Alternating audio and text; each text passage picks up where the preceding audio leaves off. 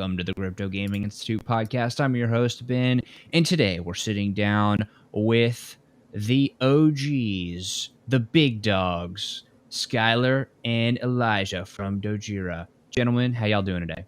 Jeez, man, that's a big intro there. I don't think I'm worthy of the title OG. If we had Owen on here, that was back in like 2013 in blockchain, we could probably give him that title. Elijah, go ahead. I'm going to go ahead and retweet this real quick. Send out to my guys. Well, thank you for having us. I really appreciate the time to be able to kind of dive into crypto gaming. I'm Elijah Mcdougall. I am a marketing copywriter by trade, and I am Dojira's press manager. So I handle talking to people like you, along with Skyler. I write a lot of press content for the company and anything else copy related. And I have about 6 years of experience in the writing industry as a whole. I started off in e-commerce copywriting, got into marketing, and then now into blockchain marketing and copywriting. So, yeah, that's me. Cool. And Skyler? Sorry about that. Asking about the backgrounds, I'm assuming. Mm-hmm. So I, straight out of high school, went to the military, United States Marine Corps infantry, and then afterwards did a little bit of college, got into a manager type position, found some good opportunity, became an operations manager, was in charge of roughly 120 plus or minus employees, had a 4-person team roughly, and have been involved in crypto here and there since 2017. Got a lot more into it around 2021, and then kind of transitioned from that operations manager role into more full-time work with Dojira. And so that's here I am right now. Really focus more on the community side and also analytics, and just looking a lot more into marketing, which of course Elijah helps out greatly as he's had a lot more professional experience in the marketing realm. Cool. Right on. So it seems like you guys are marketers and community managers at core, which is really, really interesting.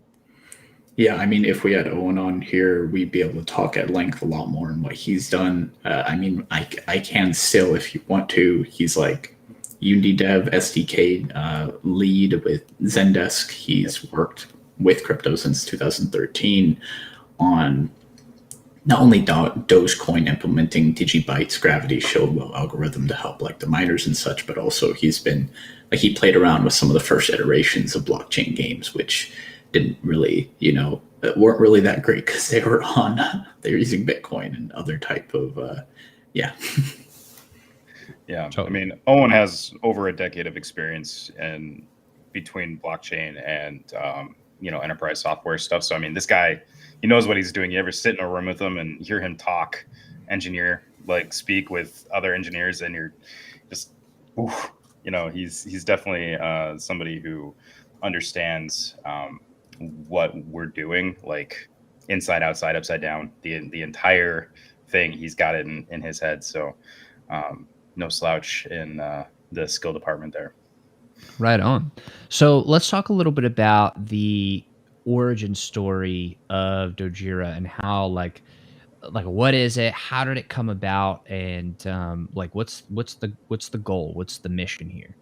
Oh man, so I mean, it's really a passion project. Like, so from February, the current team that we have right now, myself, Elijah, Dan, Mary, Dylan, Andrew, Owen, we weren't here whatsoever. Dylan and Andrew were recently added, their Unity devs. It was a team, not a team, but rather just like kind of a group of friends that all were Solidity devs. They wanted to experiment with DeFi. And so they're like, okay, we're just going to go ahead and make a token and mess with the contract. They really didn't believe the community would actually grow from that, but it did, especially, everyone's trying to look for the next 10, 100x, whatever.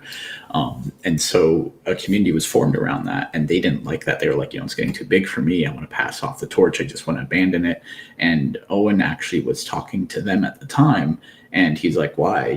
As he was just kind of hearing their, their call out, I guess, of just like, if anybody wants to take this. And Owen saw the community, and it reminded him of the Dogecoin community. So it's like, why just abandon the community like that? And so he had the contract signed over to him, and a few people were introduced, a former teammate, Dan, and also myself came in a little bit after that. Eventually, we picked up Mary, we picked up Elijah, and then more towards like after our V2, we went and picked up the Unity devs. At that point, when we picked it up around, I'm going to say Aprilish, Marchish, around that time frame, we really started the conceptualization phase. It's like a pro and a con that we had the token, because yes, you could essentially get in early, but at the same time, managing a tokens community while you're still in a conceptualization phase of what will the project be, it's kind of like it's pretty difficult. And so we had to put a little bit of things kind of like put it on the side. Let's go ahead, focus, like what are we actually going to do? It changed from developing software development kits to have like blockchain integration a little bit more easier for already developed games, into actually creating games and creating an ecosystem around those games from other projects, as well as our own first party ones. From after that, we set out like a basic roadmap. We released a white paper, which is now viewable at Dojira.net, which we will be updating as the time goes. And then we relaunched entirely brand new token on the Polygon network, as well as bridging to Ethereum, September 17th, September 16th, roughly. CoinGecko sucks with that, by the way. The graphs, they don't go off of value, they go off of price. And so instead of going off of market cap, it just looks like we took like a straight downturn when the market cap just kind of, just chilled around the same time. So that's always, off-putting to other people. And they're so horrible with actually updating their stuff. Like we'll reach out to them and they're just like, oh, you haven't met the criteria. I'm like, oh, okay, what's the criteria? We can't tell you. It's like, okay, let me submit like 80,000 more times, and then they don't do anything. So horrible customer service, I guess you could say, with them. But release the V2, and that kind of marked it was like the benchmark of when we started development on Dojira. We released V2, we went ahead and threw up the staking, farming contract and such, and we recently developed the VRF NFT generational contract, which anybody that wants to go ahead and mint NFTs with us as more like a gaming project, they could go ahead and use that. And it mints the second that you can use it in two different ways. You can pre-mint it, or every single time you press mint, it sends up a message to the contract, and it spits out a random generation from the Chainlink VRF and says, here you go, here's your assets that are combined in a certain way that make them look cool, the NFT generational assets. What the project is about is we are a gaming studio, a gaming ecosystem, and an IDO/NFT launchpad. We create games, yes, but we also take games from other people that are already in development, that have been developed, or kind of still in that phase of what will the game be, and we integrate blockchain tech into it, or we help if those people are not too, like they want to do it themselves or something. We just simply advise them, and we're flexible with it too, because with blockchain games, you can't just have a play to earn aspect and say, this is like you do an action, you get a reward from it, the basic play to earn aspect. It's a cryptocurrency too. Like you could also just make it a value rather than just cryptocurrency, because that is what play to earn is. You are earning something, and so it has to be, a value. And so it could be cryptocurrency, it could be an NFT, it could be something else. Or it can be an entire game economy like you'd see in an RPG, or it could just be NFT skins, or it could just be some type of database for indie developers to help their own systems offload from a centralized server. It could be really anything. I mean, it's blockchain tech. It's it's new emerging tech, even though it is based off of a decentralized ledger. So we're flexible with it. Now, I know I talked a lot, so Elijah, if you want to expand a little bit on that, or at least probably obviously I've missed like a couple of things as well. So, no, I think you covered a lot of it. It's the DeFi or GameFi, when you have the games in the ecosystem, and then basically using our skills to consult with other projects that have promising games or promising ecosystems of their own, and we bring them in and create this thriving game ecosystem where you can have Dojira as the kind of like gold standard token, and then you have all these other game tokens that live in that ecosystem, and we basically provide support through consulting, where we basically help them with the blockchain implementation of their games, help them think through their game design to make sure that they're making good games, because our goal is not just make blockchain games, it's to make good blockchain games, which means making a fun, sustainable game that has some sort of play to earn element in there. Yeah, that's basically what we are. I would say too, that's kind of like the short midterm version for our long-term vision.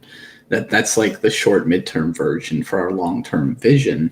It's bridging upon what people now say is metaverse, since it's a new buzzword, which is digital online identity, as well as, at least for blockchain tech now, NFT interoperability. So being, if you want to make a good comparison or something that is pretty easy for people to look at, I would say look at Dragon's Age Origins and Mass Effect. They have like a blood dragon armor skin. It looks different in Mass Effect, but it looks different in Dragon Age Origins, but they're still relatively the same design, like same coloring, like etc. And so I think it would be pretty cool, and that's kind of what we're working towards as well, is to have these games in our ecosystem, and maybe even more out, kind of like an SDK of sorts that you can just implement in any game, where it's like, here's your digital online identity, here's your profile.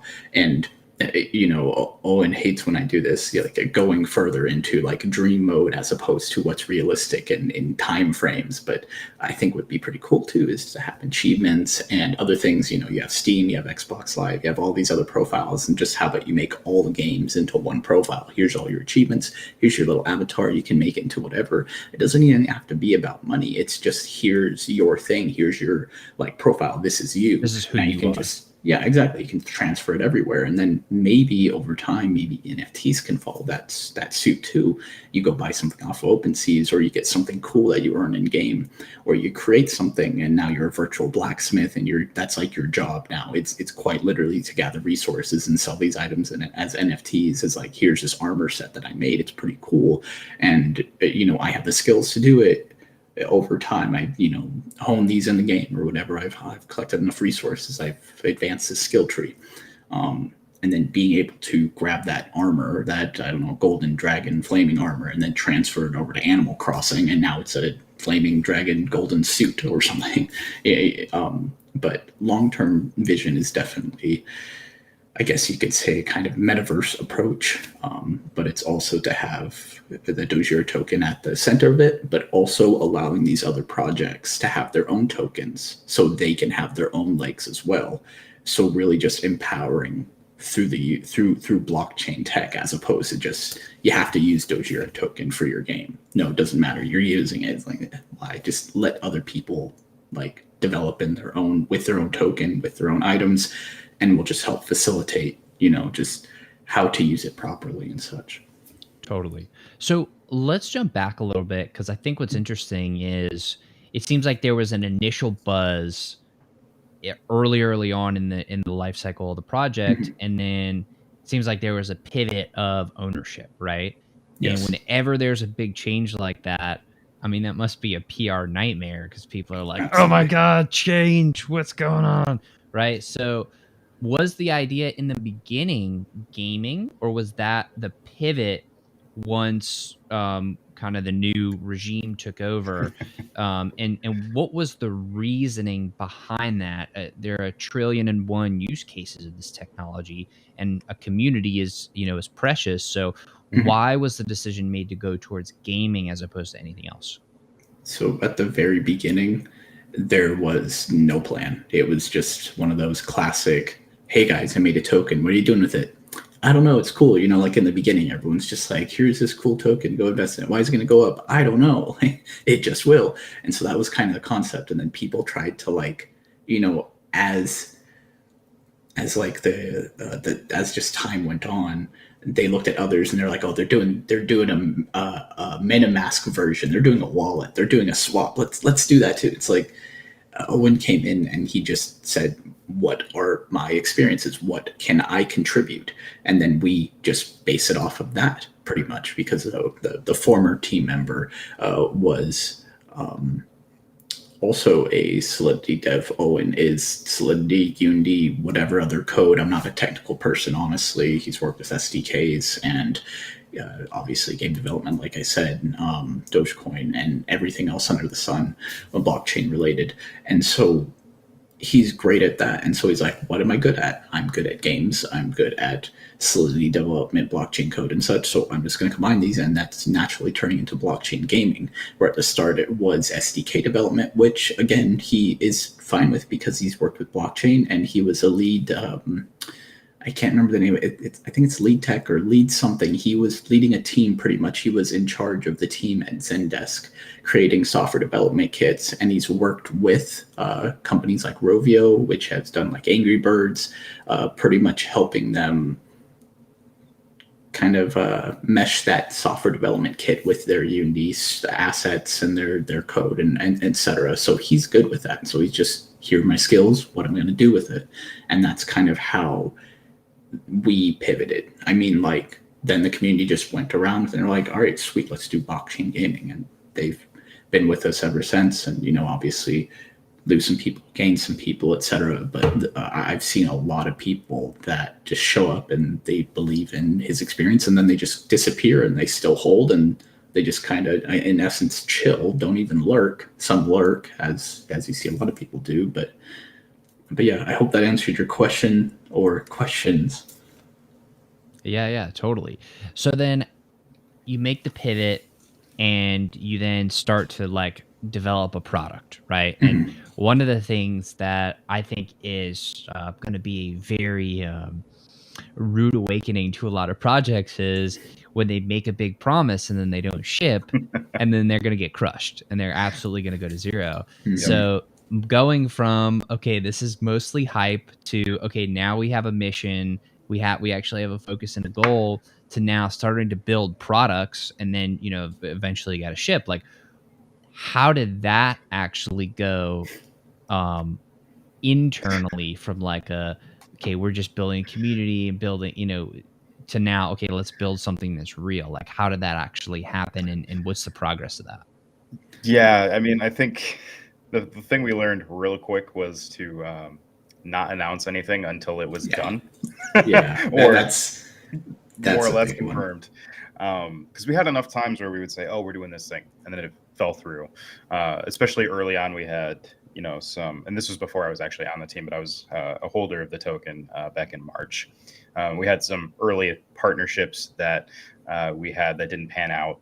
And so that caused some, you know, community, like, well, what's going on? And so at that point, it started to become, okay, well, let's not talk about too much. And then now that we're into the product development stage, we only release sneak peek snippets when we know that that's how the thing is. It's not going to change.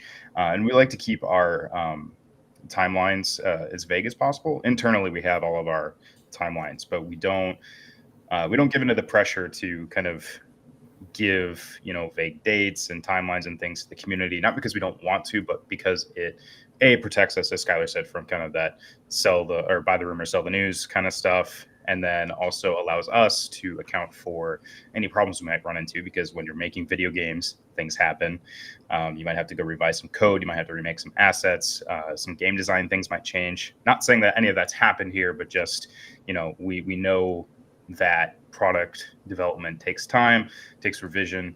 And if we're constantly updating people on what's going on, well, that causes trouble for us, because now we're making promises about what's coming. And if that feature needs to be removed, we don't want people to feel like we're cutting corners or whatever. So, and we really have to like pick our language too. Like when it comes to AMAs, we have an AMA every other week within our own community. So I mean, if you guys ever want to join in, it's on our Discord. We're actually having one today in 3 hours. It's 10 p.m. UTC, 5 p.m. EST. It's with the whole team, with the Unity devs as well. And we all just kind of chat. We answer whatever questions community has. And we really have to, and with the Medium articles too, we really have to be careful with our words, because, for example, I could, if I was like just talking to a friend and I was like, no, what, I really want to go visit Europe. And then like a week later, they're like, didn't you say you were going to Europe? You're going to Europe next week, right? It's like, no, I'm not. What? I just said I wanted to. It happens similarly in this community where, and not just community, it's crypto overall. It's Owen could be talking about like, I really think that this is a good idea, or he says like, I'm thinking about doing this, or I'm going to do this, or this normally takes X amount of time. And then suddenly now it's like a big rumor that we're going to create a game that's going to rival Call of Duty, and it's going to be releasing next month. And if it doesn't show up, the price is going to zero. And it's like, how did all this happen? It's a big game of telephone. So really, really choice words. That's actually reason why we released at the beginning like the roadmap, and right now we took it back. We took it back like a couple of months back because we were looking at the timelines and we were like, we can't just continuously start relying on other projects or other third parties and such, and start giving people a timeline of when to buy and sell. It just turns into a massive amount of just what is happening. I mean, like, you can look at other projects that are more new, that are starting up, that have roadmaps that people aren't exactly confident in, or they have it on devs, or it's just seen as the custom to create a roadmap. But at the same time, all of that is just giving a lot of people a basic timeline of when to buy and sell. Of course, you don't know when speculation is going to come in, but at the same time, it's like, if I know a game is being released that time, and I know that there is an announcement here, or there's a marketing event here, and marketing starts on this date, why would I buy right now? Why can't I just go make my money elsewhere and then come back like half a month? Because that's going off too much of a tangent, but why can't I just come back right before some type of marketing starts? Or why isn't marketing happening? Well, it's happening all the time. And that's a big one that we get too, is that we are always doing marketing. We're always going to AMAs. We're always going to conventions. We're always releasing articles. We're always getting, more YouTubers, other people talk about us, in a better light, not just hey, go buy this token. It's like, what does this token do? What does this team do? Not just to the moon or whatever. So we're always doing that. We're always marketing, rather than just, we're going to be marketing from April to June. It's like, oh, cool, I'll buy before, or whatever. Mm-hmm. But, well, I mean, especially with the marketing piece, just real quick, like, marketing itself has an entire process that people don't realize. I think people think that marketing people just sit around a table and they, ping pong ideas off each other, and then they just do it, and it takes 5 minutes. And then they can ask when marketing, and then it's going to happen in the next 5 minutes right after that. Right, exactly. And that's not how it goes. I mean, you have, having worked in a marketing startup, I mean, you have, months before you even have a product shipping, you're like creating all these marketing plans. You're creating, sequences of, we're going to launch this ad and this ad and this ad, and it's going to lead to this thing. I mean, it takes hours and hours of prep work to even have, a proper marketing funnel, let alone just to write a, promo article that fits into a broader structure. I mean, marketing in the crypto space can sometimes just be, I'm going to pay this influencer to say a couple words about me, but like, actual marketing takes time, and that's what we're trying to do, is actual marketing. Yeah, I mean, like, we want to focus really on, and when the game comes out as well, when our games and other projects' games come out, multiple, we're not just going to make one. Why? There's different genres, there's different types of things that you learn from creating one game, especially when it's on something as new as a decentralized ledger. You're just using a decentralized servers and stuff, or other types of means of using blockchain tech. There's a lot of stuff that you learn from it. And wow, I went so much on a tangent that I forgot what the original thing I was going to say. Sorry about that, guys. Jeez. All good, it happens. So let's kind of fast forward a little bit in the chronology until today. So it seems like the team has grown, the community has remained committed. How much of the time and the effort and the resources are being deployed right now towards actually like building the product? All of it. I mean, like, if we were to say purely from like a developer perspective, the Unity devs, they're working on their game. When it comes to Owen, he's like, every single bit of energy, they're like, we're a little bit better now than we were a couple of months back, and before, like, we were going at it a lot. Like, we didn't have any days off. Like, we haven't taken actual days off for a hot minute. And when it comes to like now, we're transitioning into more of like, okay, we'll have like a day off, 2 days off, whatever, for like teammates and such. Oh, and myself, Dan, etc. Dan's more part-time right now, so not Dan, but Mary and Elijah. Once Elijah goes a lot more full-time, don't worry, you'll have days off too. But when it comes to Owen, like, he has all of his time to mainly Solidity contracts, as well as, well, right now it's the NFT event that's happening with Hanzo, our partner, our collaborator, the project that's going to be within our ecosystem, that is within our ecosystem. They're launching an MMORPG and they're launching NFTs beforehand, to basically be kind of like access pass, skin, and like 2 or 3 other utilities that are going to be within the game. And so they're using our NFT generational contract. So that's going to be launching on the 14th. I guess a little advert there. But that's what he's focusing on right now. Shortly after, he's going to focus on other things, of which I cannot say right now. But obviously, he's going to also be helping these 2 Unity devs that are releasing one of our first party games that is going to utilize blockchain tech. So he's going to have to, kind of work in with them and see where he can work in the logic for that, because they know Unity, but they don't know blockchain. He knows like all of the above. So that's where all the resources are going right now, is into development. That's pretty much it. Like, the thing with, I guess you could say, other projects, and this isn't me putting other projects under the rug, for lack of a better term.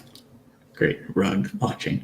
But I've noticed a lot that teams are highly focused, where it's like all of this team is going to focus on development. And so what are the marketers doing? What are the community managers doing? Okay, well, we're talking about development. It's like, okay, that's cool. But like, I think the thing that makes us different is that we each do our own thing. We're each individuals. So like, when I like work, I'm noticing different things and I'm just working. I'm doing my own thing. Elijah is doing his own thing. At times we connect to make sure that we're still on the same track, and that the items that we have that are connected to others are done correctly. Like, for example, a Medium article is going to need Owen's input. It's going to need my input. It's going to need Elijah's input. It's going to need Unity's input, Dan's.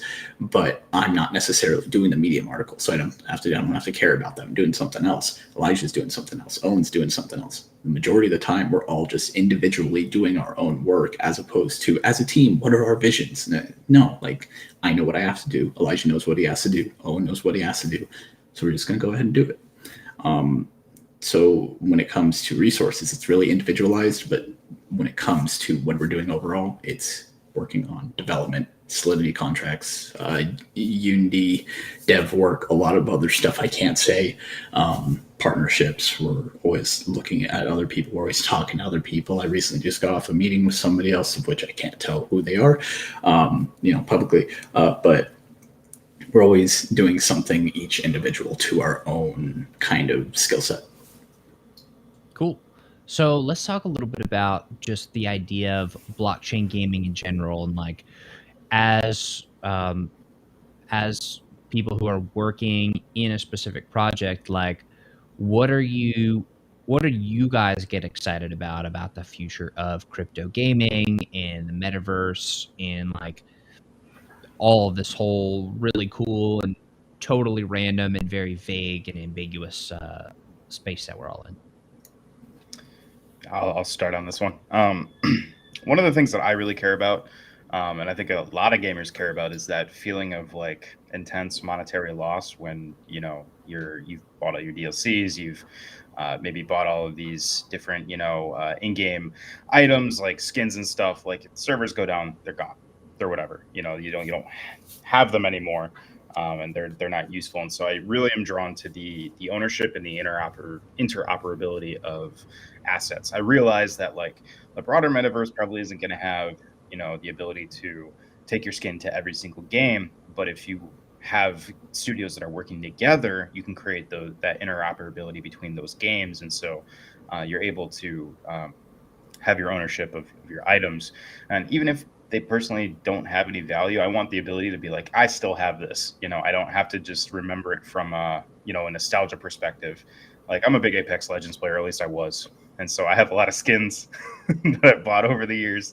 And like, it's gonna suck when the servers go offline and they're not there anymore. I want it to at least be able to like page through on my phone or on my MetaMask and say, oh, I still got these. That's cool. I like these. And maybe I learn to build a game one day and I can take those NFTs and have them, do something with them in my own game, just for my own personal use.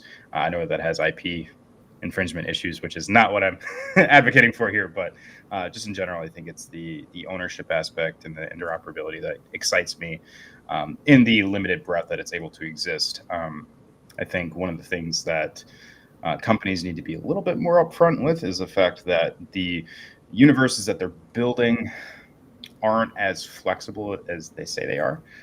They're painting kind of these really broad strokes, and they're making a lot of promises that lead people to draw certain conclusions. And that's kind of a marketing tactic to get people excited, as you let people draw their own conclusions. You never technically lied, so they can be disappointed, that kind of stuff. But I'm just excited to see how ownership really plays into everything.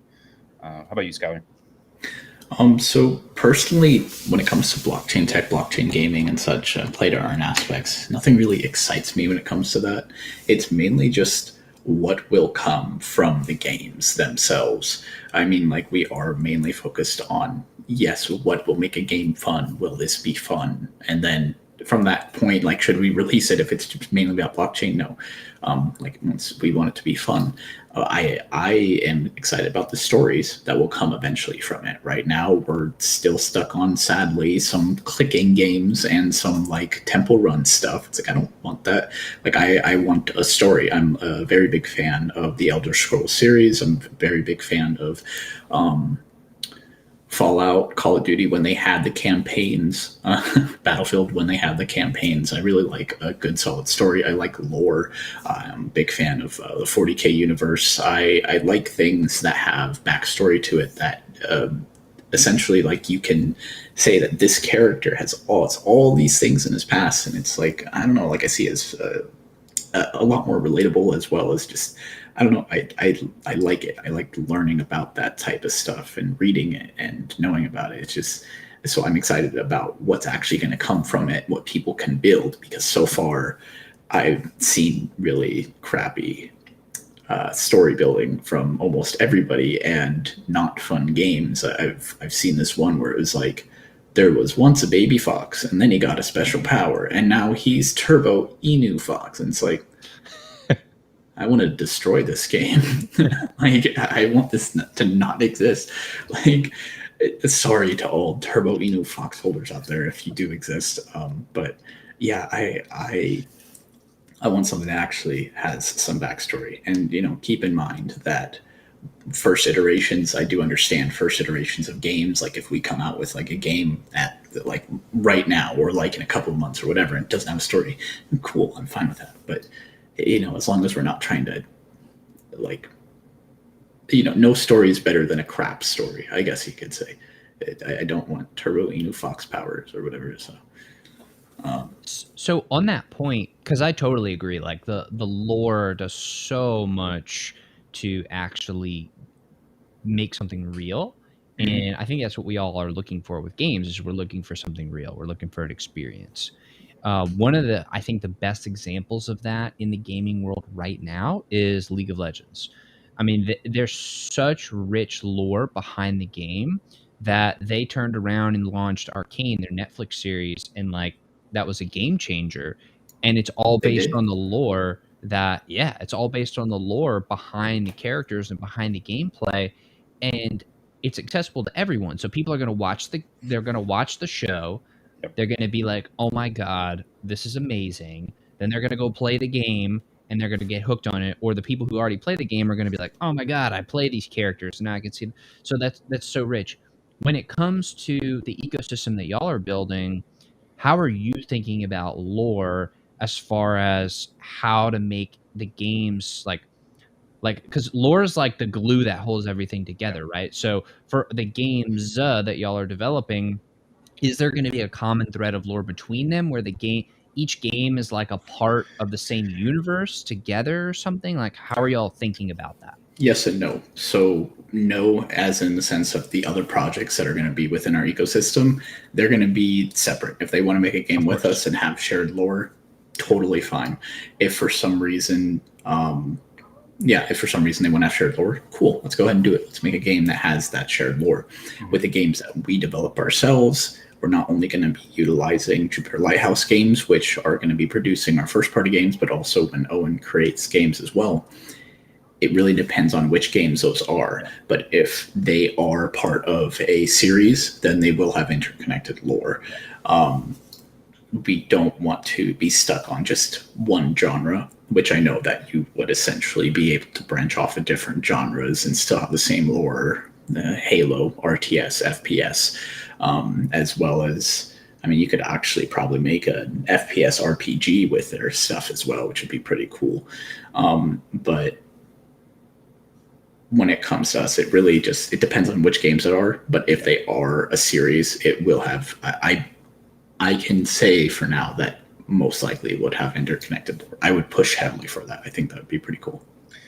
Yeah, I think one of the, so I do some, fiction and video game writing myself.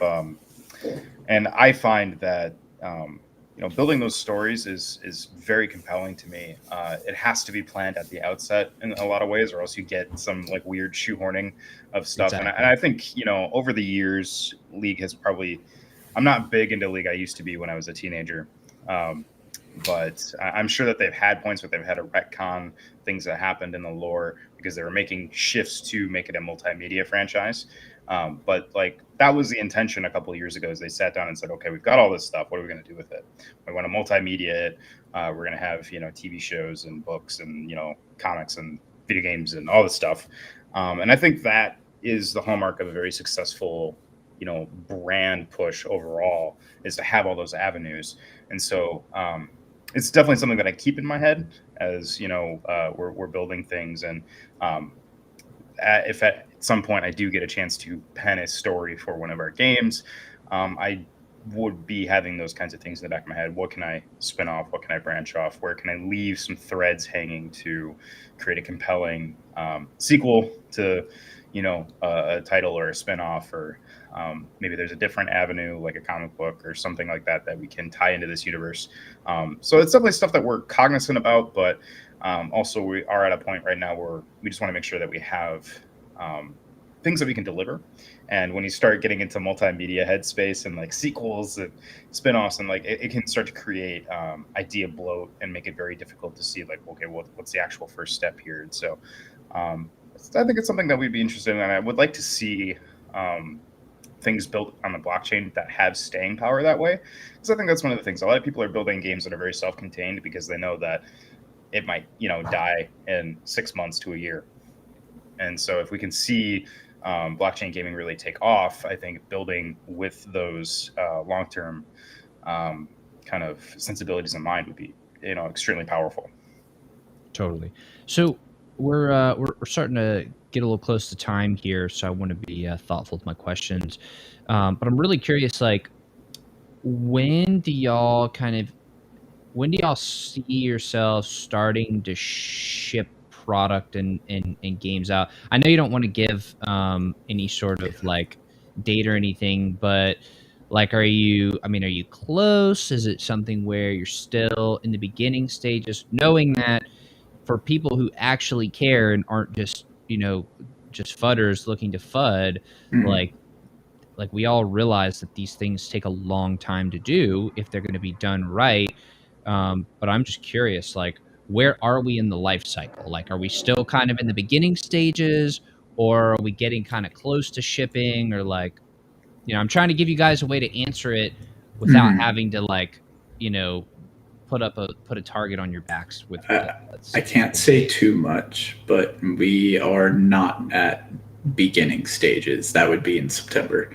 So, I can't say too much about games or anything else.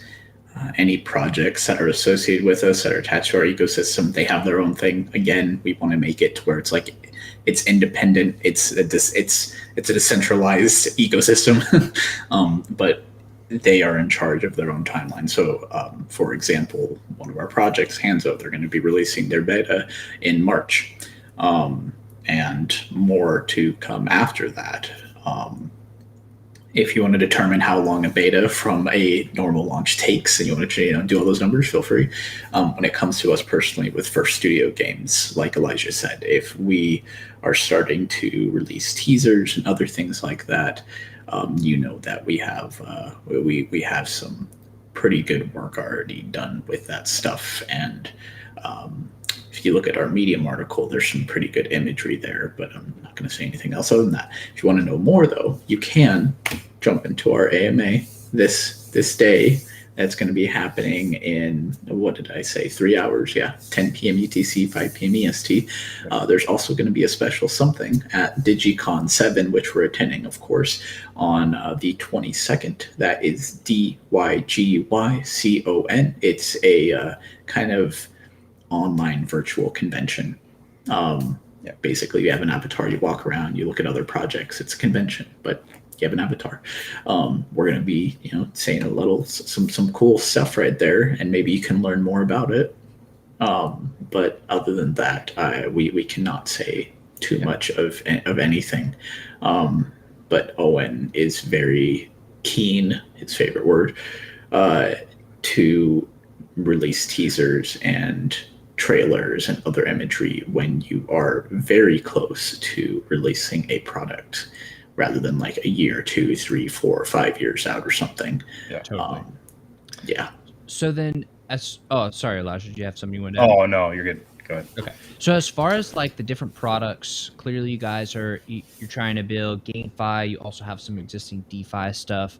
As far as like what percentage of like your offering and your products are going to be DeFi versus GameFi versus like ecosystem channel partners? Like, how do you see that? Like, is it going to be mostly y'all are a game studio that also supports working with others with a little bit of DeFi, or is it like an even split between the three? Like, how do you view that? It's going to be a majority ecosystem. I mean, like, we will, of course, have our own studio, and we're going to be releasing, as many quality games as possible, just because, I mean, like, that's our thing.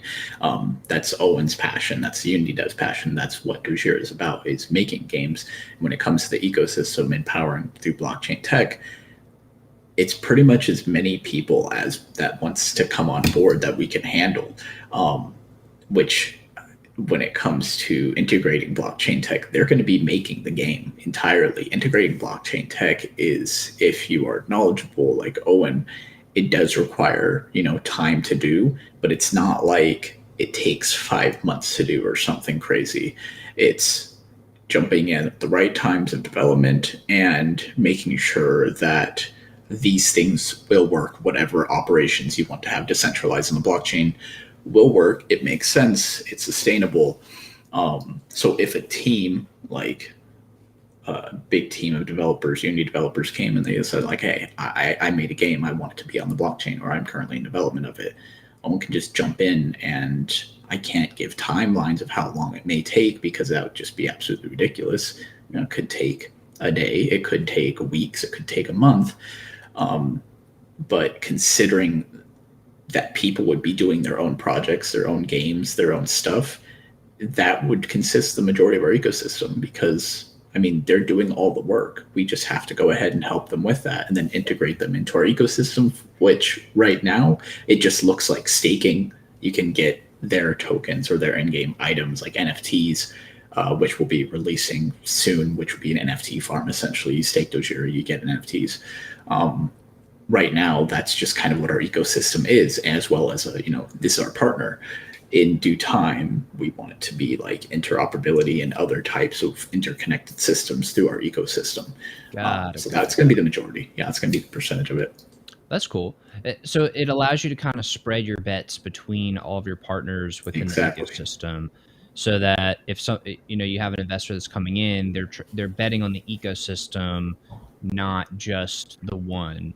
Yeah, they're not just like, oh, I Which think that Axie is going to win, or I think that blockchain cards or whatever is going to win. They're just like, I think overall this ecosystem, I'm going to go throw it in Dojira, and then if this one starts getting better, I can just stake Dojira for that, and I get tokens, I get NFT items, or instead of just thinking on a more monetary or speculator sense, it's someone that really likes games and they're just like, I want to get more items. I want to get more currency in this game if it is going to be an in-game currency rather than just a play to earn pool.